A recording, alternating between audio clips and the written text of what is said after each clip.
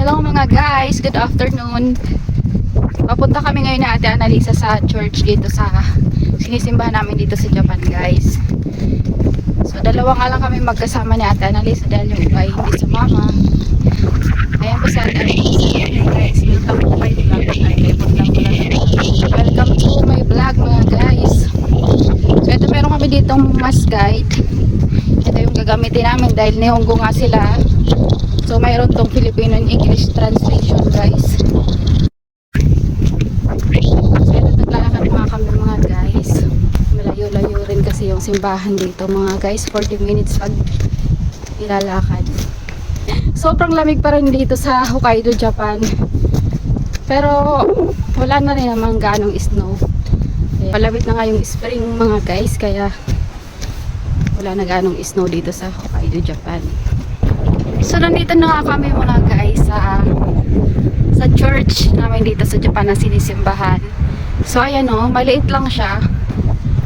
Kasi nga dito sa Japan ay kukunti lang din naman yung mga Catholic. Si Father Suki o. Hello Father! Si Father Suki. Kararating na lang. Si Father Suki ay ano yan, marunong magtagalog mga guys. Bisaya. Kasi may orphanage sila sa Bisaya mga guys. Si Father Suki. Pasok na tayo. Konnichiwa. So ito nga yung loob ng church namin mga guys.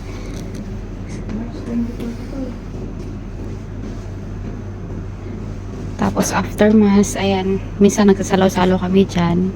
So pagkatapos nga ng halos isang oras na mesa mga guys, ay magsasalo-salo naman kami sa inahandang pagkain ng mga Japanese dito.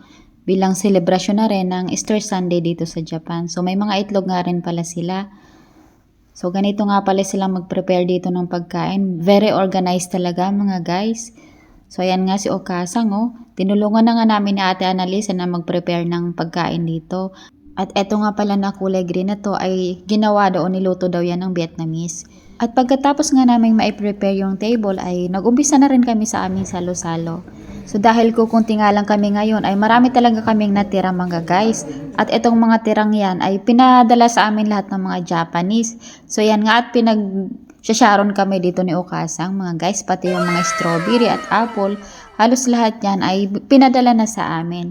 Pati nga yung mga itlog na yan mga guys ay pinadala na rin sa amin dahil nilaga na rin yan. So ang nangyayari nga dito mga guys ay sa mga Pilipino talaga pinapadala yung mga leftover dahil yung mga Japanese ay hindi naman talaga sila sanay mag-uwi ng mga leftover. Nala na lahat ni Ate Annalisa. Shinaron ko na o diba? Sharon yan.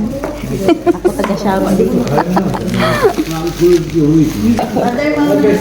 Salamat po. Thank you very much. Arigato gozaimasu. Bye-bye. Bye. Hello guys. Tapos na nga yung aming misa ngayon. At guys, tingnan nyo naman si Ate Annalisa. Oo, taga-Sharon. Ang dami niyang dala-dala. Taga-Sharon ng Japan, daig pa na grocery. Ganito nga kami dito guys kapag galing dala sa amin halos lahat ng tira. Kasi yung iba talaga hindi pa naman nagagalaw. So yan, marami na naman kaming na-sharon dito guys. Bye mga kasari-sari.